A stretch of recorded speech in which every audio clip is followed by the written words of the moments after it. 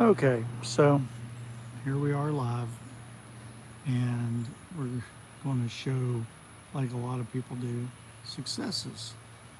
That's not what this video is about. It's not about my blackberry. It's not about the elderberry. It's not about the loquat. It's not about the cactuses that are doing well. It's not about the one marigold out of who knows how many that were planted.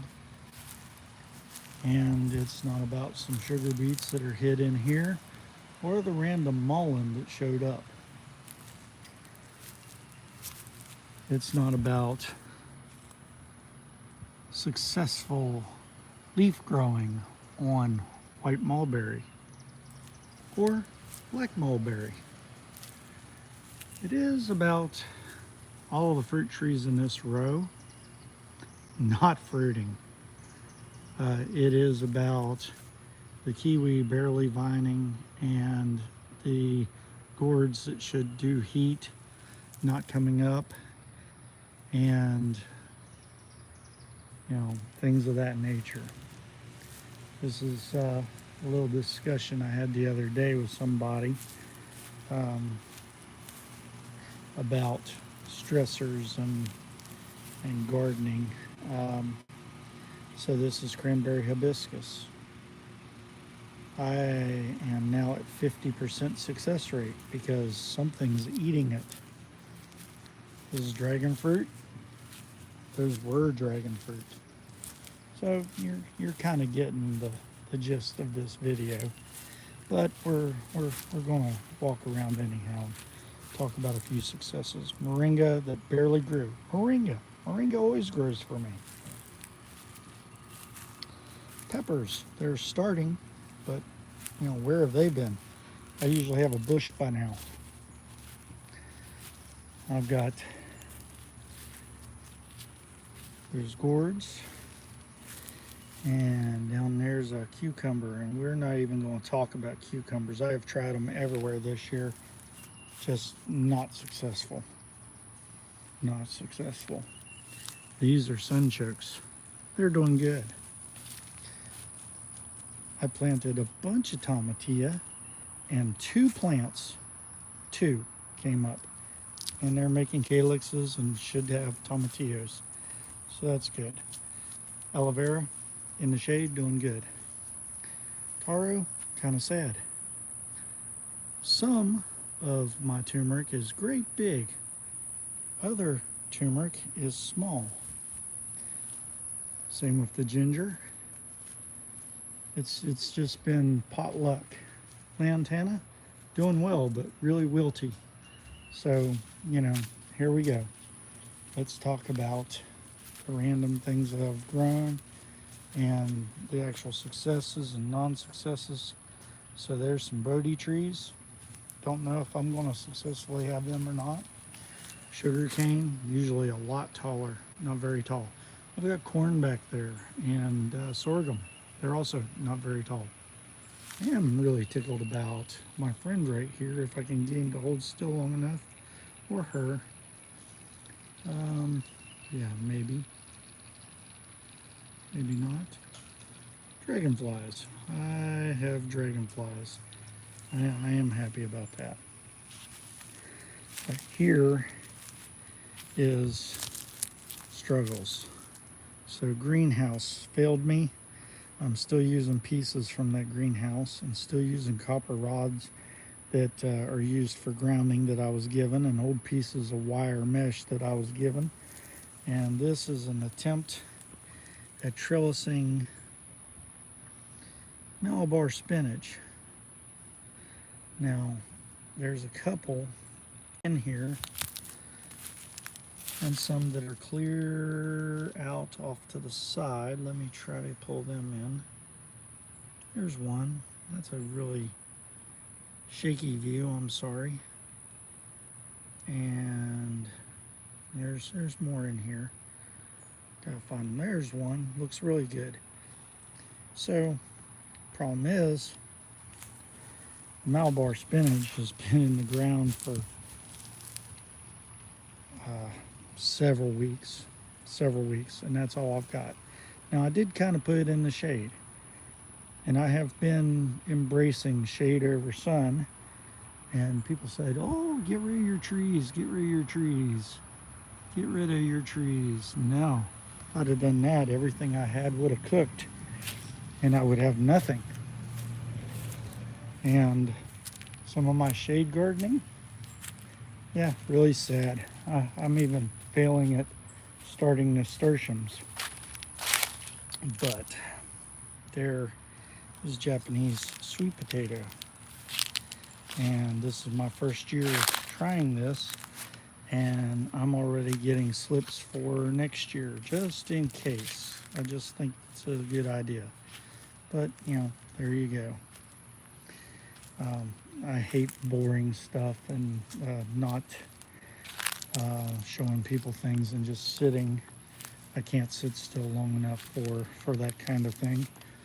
So we're going to go over here to the original, what my peeps call the art installation. Not peeps online, but peeps that know me here in the IRL, the real world. So what do I got? Fourth attempt, loofah gourd. A neighbor gave me loofah seeds. And those loofah seeds have taken. I bought 2 packs of loofah seeds off of Etsy and had no production. Now, if we come over here, I'm going to tell you the sad story, and maybe I'm going to have something really weird happen later, but let me try to zoom into this thing here. There, right there. That is Armenian cucumber. I have tried and tried to get the Armenian cucumber. Now, I'm not doing this in the shade. I'm doing this at the edge of the sun so that they grow the direction I want them to grow. But the Armenian cucumber has failed to do what I wanted. It's just not growing. And this is an experiment. I got so frustrated that I said, I am going to stop. I'm not going to do anything else. I put the seeds in. There's the sorghum. Down in here, tucked away, if you look really, really close, peppers. Peppers, all varieties scattered out, all kinds of peppers. And I'm doing this because everything I planted just really did bad. When I say really did bad, barely in the sun most of the day. Right there are daikon radishes. Daikon radishes. These things. That's the saddest thing I ever saw. So, if you're having trouble gardening, you know, you're not alone. And I do want to mention David DeGood and that he's doing his school. And if you don't know anything about that, check out his latest video and check out the link for his school, because he's talking about, you know, the same thing I'm talking about right here, and he's going to have people come into the school and discuss, you know, their victories and their failures. I don't even see sugar beets in here. I know they're in here. It's really bad. It's really bad. Oh yeah, and I'm trying to go with the heat. Let's see. Let me give an update over here. Now, M.I. Gardner mentioned that all you had to do was cut your raspberry roots when you go to transplant it, and you will get more. And you know, that's absolutely the case, and right there's the proof. So if you didn't know that, if you have a raspberry that's not propagating, just go in there and don't be kind. Just cut it out of the ground and start it in a different spot. It'll take off. Uh, Now here I have a citrus, still considered an unknown citrus on the plant app. Right here is a bitter orange, and for the first time, it's doing okay. So, you know, hit or miss. Um, then I moved, and this is a recommendation I have for people that have issues with some of their plants. Try them in different spots. If you're having a lot of trouble, try a different spot. Now this is doing better, but this banana is not doing as well still as the one that I had, and you know, I've resorted to just throwing watermelon seeds everywhere. They are all over the place, and none of them have fruited yet, but at least I got flowers on that one. Okay, so it's so dry. How dry is it? This has usually got some kind of water in it. This is dry. The ground is dry. It's compacted. And when I cut stuff back, it stayed cut back. It didn't come back. That's rough. Now, doing a little bit good, maybe a little better than before. This is galangal. But this, again, this should be tall. It's not tall.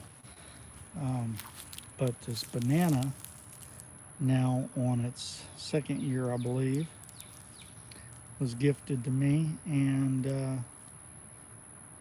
that apple banana is going to probably produce. And here we go again, talk about cucumbers. I have flowers.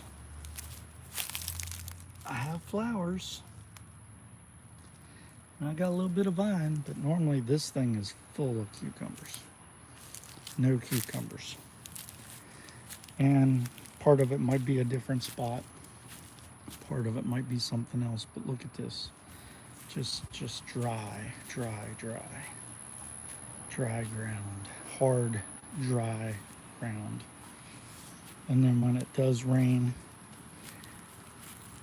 everything gets sucked up like a sponge here, and the ground itself just fails you.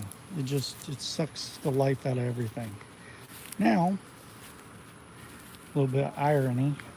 I don't talk about ponds much because I had a catastrophe last year, but this pond is new, and this is just rainwater. Slowly, every time it rains, it's a little bit better.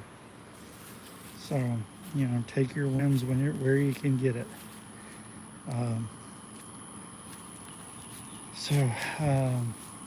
That's what I wanted to really do, is talk about just taking your wins, you know, where you can get them.